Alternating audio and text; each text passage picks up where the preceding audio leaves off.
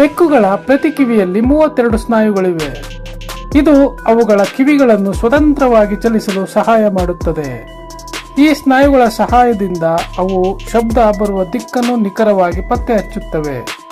ಇಷ್ಟು ಹೆಚ್ಚಿನ ಸ್ನಾಯುಗಳು ಇರುವುದರಿಂದಲೇ ಅವುಗಳ ಶ್ರವಣ ಶಕ್ತಿ ಅತಿ ವೇಗವಾಗಿರುತ್ತವೆ. ಬೆಕ್ಕುಗಳು ತಮ್ಮ ಜೀವಿತಾವಧಿಯ ಸುಮಾರು 66% ಭಾಗವನ್ನು ನಿದ್ರೆಯಲ್ಲೇ ಕಳೆಯುತ್ತವೆ. ಇದು ಅವುಗಳಿಗೆ ಬೇಟೆಯಾಡಲು ಬೇಕಾದ ಶಕ್ತಿಯನ್ನು ಉಳಿಸಿಕೊಳ್ಳಲು ಸಹಾಯ ಮಾಡುತ್ತದೆ. ಹಗಲಿನಲ್ಲಿ ಹೆಚ್ಚು ನಿದ್ರಿಸುವ ಇವು ರಾತ್ರಿಯ ಸಮಯದಲ್ಲಿ ಹೆಚ್ಚು ಸಕ್ರಿಯವಾಗಿರುತ್ತವೆ. ಹೆಚ್ಚಿನ ಹೆಣ್ಣು ಬೆಕ್ಕುಗಳು ತಮ್ಮ ಬಲಪಂಜವನ್ನು ಹೆಚ್ಚಾಗಿ ಬಳಸುತ್ತವೆ, ಆದರೆ ಗಂಡು ಬೆಕ್ಕುಗಳು ಎಡಪಂಜವನ್ನು ಬಳಸಲು ಇಷ್ಟಪಡುತ್ತವೆ. ಮನುಷ್ಯರಂತೆ ಇವುಗಳಲ್ಲೂ ಸಹಜವಾಗಿ ಒಂದು ಪಂಜದ ಮೇಲೆ ಹೆಚ್ಚಿನ ಹಿಡಿತವಿರುತ್ತದೆ. ಇದನ್ನು ಗಮನಿಸುವುದು ತುಂಬಾ ಕುತೂಹಲಕಾರಿಯಾಗಿರುತ್ತದೆ.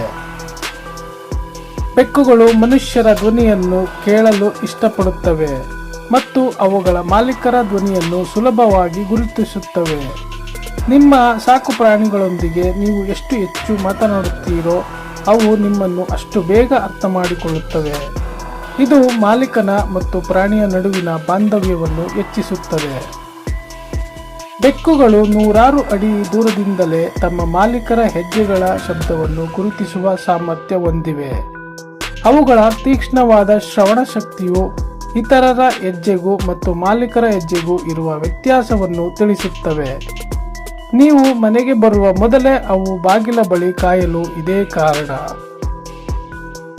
ಬೆಕ್ಕುಗಳು ತಮ್ಮ ಕಿವಿಗಳನ್ನು 180 ಡಿಗ್ರಿಗಳಷ್ಟು ಚಲಿಸಬಲ್ಲವು. ಇದರಿಂದಾಗಿ ಅವು ತಲೆ ತಿರುಗಿಸದೆಯೇ ಸುತ್ತಮುತ್ತಲಿನ ಸಣ್ಣ ಶಬ್ದಗಳನ್ನು ಆಲಿಸಬಲ್ಲವು. ಈ ವಿಶಿಷ್ಟ ಗುಣವು ಅವುಗಳನ್ನು ಕಾಡಿನಲ್ಲಿ ಉತ್ತಮ ಬೇಟೆಗಾರನನ್ನಾಗಿ ಮಾಡುತ್ತದೆ. ಬೆಕ್ಕುಗಳಿಗೆ ತಮ್ಮ ಮೂಗಿನ ಕೆಳಗೆ ನೇರವಾಗಿ ಏನಿದೆ ಎಂದು ನೋಡಲು ಸಾಧ್ಯವಾಗುವುದಿಲ್ಲ. ಅವುಗಳ ದೃಷ್ಟಿ ದೂರಕ್ಕೆ ಚೆನ್ನಾಗಿದ್ದರೂ ಅತಿ ಹತ್ತಿರದ ವಸ್ತುಗಳನ್ನು ನೋಡುವಲ್ಲಿ ಸ್ವಲ್ಪ ಮಿತಿಗಳಿವೆ. ಇದೇ ಕಾರಣಕ್ಕೆ ನೀವು ಅವುಗಳ ಮುಂದೆಯೇ ಆಹಾರವಿಟ್ಟರೂ ಕೆಲವೊಮ್ಮೆ ಹುಡುಕಲು ಸಮಯ ತೆಗೆದುಕೊಳ್ಳುತ್ತವೆ.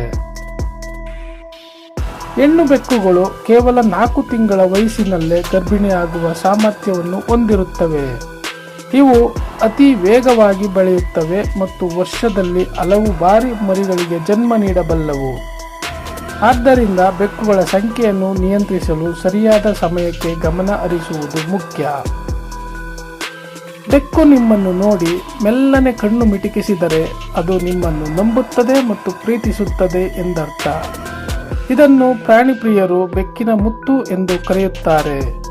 ಇದು ಅವುಗಳ ಸ್ನೇಹಪರ ನಡವಳಿಕೆಯ ಸಂಕೇತವಾಗಿದೆ. ಪ್ರತಿಯೊಂದು ಬೆಕ್ಕು ಕೂಡ ತನ್ನದೇ ಆದ ವಿಶಿಷ್ಟ ವ್ಯಕ್ತಿತ್ವ ಮತ್ತು ಸ್ವಭಾವವನ್ನು ಹೊಂದಿರುತ್ತದೆ. ಕೆಲವು ಬೆಕ್ಕುಗಳು ತುಂಬಾ ನಾಚಿಕೆ ಸ್ವಭಾವವಾಗಿದ್ದರೆ ಇನ್ನು ಕೆಲವು ತುಂಬಾ ಚೇಷ್ಟೆ ಮಾಡುತ್ತವೆ. ಇವುಗಳ ಪ್ರತಿಯೊಂದು ಚಟುವಟಿಕೆ ನೋಡಲು ತುಂಬಾ ಮನರಂಜನೆಯಾಗಿರುತ್ತದೆ.